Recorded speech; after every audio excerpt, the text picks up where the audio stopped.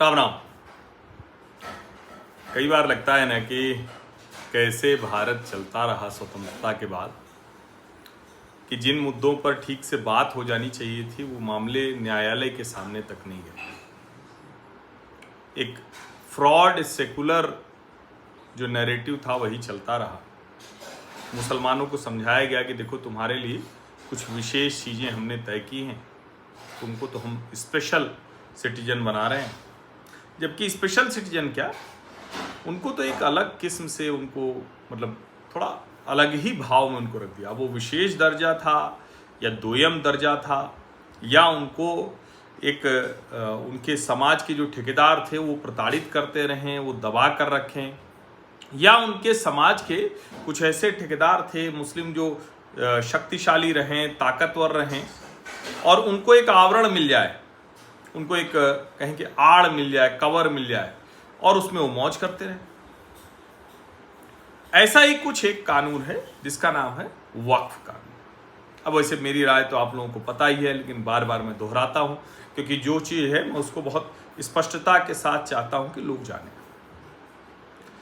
वक्फ जैसा कोई कानून होना नहीं चाहिए। जहां तक दान देने की बात है, कोई भी दान दे सकता है। मुसलमान कहे कि भाई हम इस मस्जिद को दान दे रहे हैं, इस संस्था को दान दे रहे हैं, और वो उसी तरह से रहे। लेकिन ये वक्फ कर दिया, और एक बार जो अल्लाह को ज़मीन चली गई, फिर वो ज़मीन किसी और को जा नहीं सकती, बिक नहीं सकती, तो ऐसे फिर अल्लाह के नाम पर भी नहीं जा सकती ना भाई।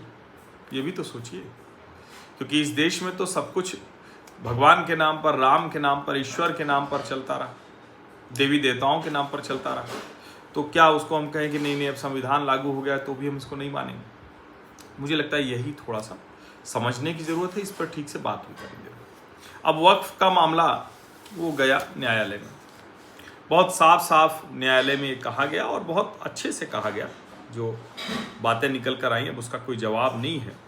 साफ साफ कहा कि वक्फ एक इस्लामी अवधारणा है, कॉन्सेप्ट है, इस्लामिक कॉन्सेप्ट है, इसमें कोई बुराई नहीं भाई। इस्लाम को मानने वाले मुसलमान लोग कहें कि ठीक है भाई हम देना चाह रहे हैं तो बहुत अच्छी बात है, वो अपने समाज के लिए दें, लेकिन ऐसे ज़मीन कब्जा करना कैसे हो सकता है?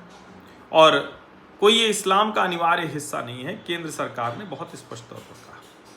उन्होंने ये भी कहा कि ये नहीं हो सकता कोई भी व्यक्ति खड़ा हो, सरकारी ज़मीन है, और कहे कि वक्फ कर दिया हमने। ये भी नहीं हो सकता। ये कैसे हो सकता? होना भी नहीं चाहिए। और जो बार बार सरकार की तरफ से कहा गया कि ये जो कहा जा रहा है कि जल्दबाजी में कोई कानून बन गया है, जो इससे जुड़े हुए लोग हैं, शेयर होल्डर्स हैं, हितधारक हैं, उनसे बात नहीं की गई, ये पूरी तरह से झूठ है। बहुत अच्छे से बातचीत की गई। अब बार बार कानून पर अंतरिम रोक की मांग की जा रही है कि भैया इस पर रोक लगा दो। रोक अभी तक लगाया नहीं न्यायालय ने, लगाने का कोई आधार भी नहीं है, हो भी नहीं सकता। समझिए इसको। अब भाई ये भी तो कहा जा रहा है ना कि जब हिंदू कोड बिल लागू हुआ था तो हिंदू, जैन, इन सब के भी तो बड़े अधिकार चले गए थे, तब तो ये सब बात नहीं लागू हुई, तब तो उसे सुधार कहा गया। और जैसे ही मुसलमानों का मसला हो तो ना, Hindu endowment deals with only religious activity whether waqf deal with secular activities. इसको समझिए। Nobody has asked for waqf deeds. Even documents of the said waqf of the past 5 years would suffice. Provides जो ये एक्ट है, recently passed act of 2020, provides for provisions ensuring that no government property has been wrongly or illegally declared. भैया इसलिए ये कानून बना है कि किसी भी सरकारी ज़मीन पर आप कब्जा न कर लें। अब चूंकि केंद्र सरकार की अपनी दलीलें हैं, केंद्र सरकार उस पर बात कर रहा है, बता रहा है। तुषार मेहता ने चुनौती दी, क्या क्या कहा है। अगर महत्वपूर्ण बिंदुओं की बात करें तो जो 10 महत्वपूर्ण बिंदु हैं उसको समझना चाहिए। पहला तो यही कि वक्फ कोई इस्लाम का अनिवार्य हिस्सा नहीं। इस एक इस्लामिक अवधारणा जरूर है, लेकिन ये कोई इस्लाम का अनिवार्य हिस्सा नहीं है।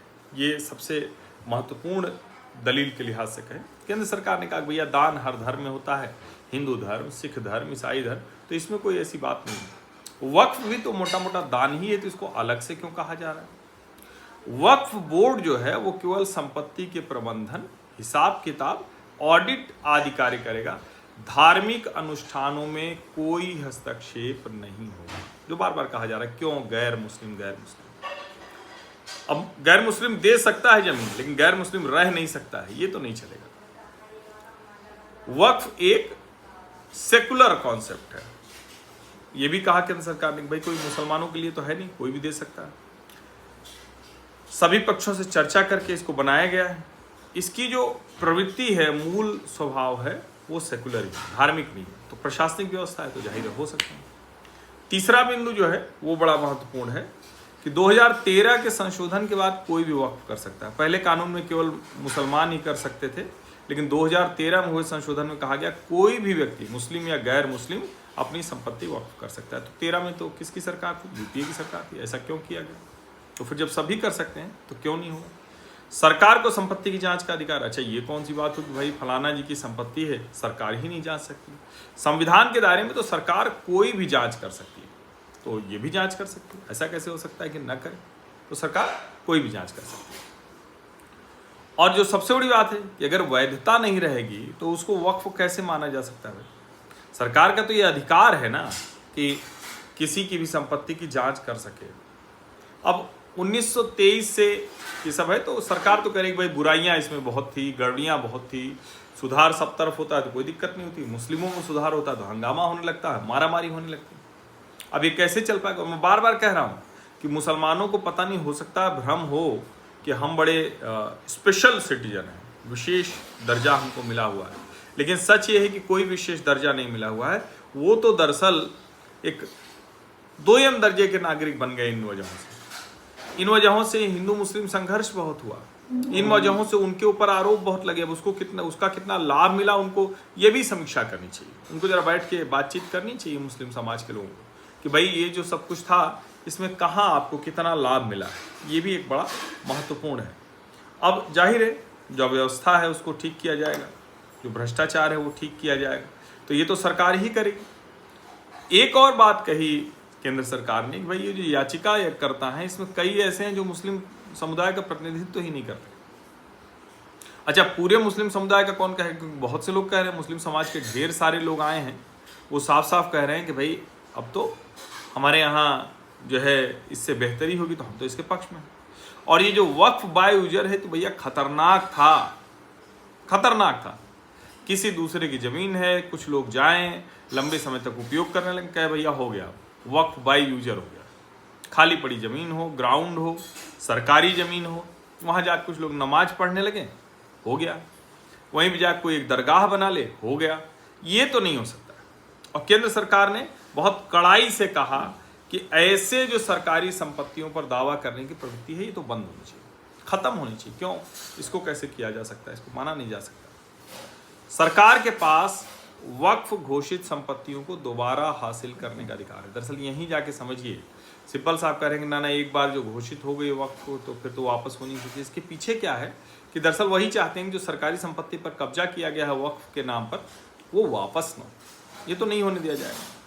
जो विरोध कहा जा रहा है तो केंद्र सरकार की तरफ से बहुत साफ साफ कहा गया कि सब एकदम झूठ बोला जा रहा है कि दस्तावेज देना होगा, वक्फ संपत्तियां छीनी जाएंगी, ऐसा कुछ तो होने नहीं जा रहा है।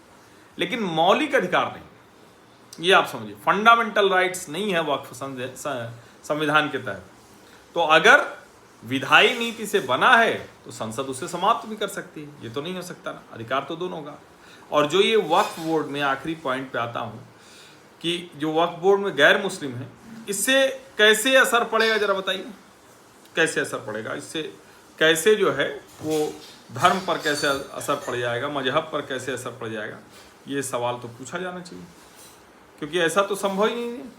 और सोचिए जरा, पुजारी तक भारत में सरकार नियुक्त करती है, मंदिर के पुजारी तक, बताइए, मंदिर के पुजारी तक सरकार नियुक्त करती है। और ये लोग कह रहे हैं कि ना धर्म में हस्तक्षेप हो गया क्योंकि बोर्ड में, वक्फ बोर्ड में डाल दिया। साफ है भाई, ये सिर्फ प्रशासनिक कार्यों के लिए है, ये किसी और वजह से नहीं। तो ये जो स्वतंत्रता के पश्चात ढेर सारे मसले जिस पर बात होनी चाहिए थी, न्यायालय तक नहीं गए, उस पर डिबेट तक नहीं हुई, एक अधिकार दे दिया गया। मुसलमानों के नाम पर कहा गया कि ना इसको तो छूना नहीं है, बड़ा गड़बड़ हो जाएगा, मार काट हो जाएगी, दंगा हो जाएगा, लड़ाई हो जाएगी एक दूसरे के प्रति। क्यों भाई, हिंदुओं के मसले पे तो ऐसा नहीं कहते हैं। इसीलिए बड़ा ज़रूरी है कि इस पर ठीक से चर्चा हो, और अच्छा है कि न्यायालय में ये बहस हो रही है। हम तो उम्मीद करते हैं कि ये जो कुछ हो रहा है इससे स्पष्टता आ जाएगी, और फिर एक बार न्यायालय का निर्णय आने के बाद कोई इस पर कोई भी ऐसी ऊटपटांग बात नहीं करेगा। आप सभी का बहुत बहुत धन्यवाद। सब्सक्राइब अवश्य कर लीजिए, नोटिफिकेशन वाली घंटी दबा दीजिए, लाइक का बटन दबा दीजिए, अधिक से अधिक लोगों तक इस वीडियो को पहुंचा लीजिए, और हमारे व्हाट्सएप चैनल को भी साझा कर लीजिए।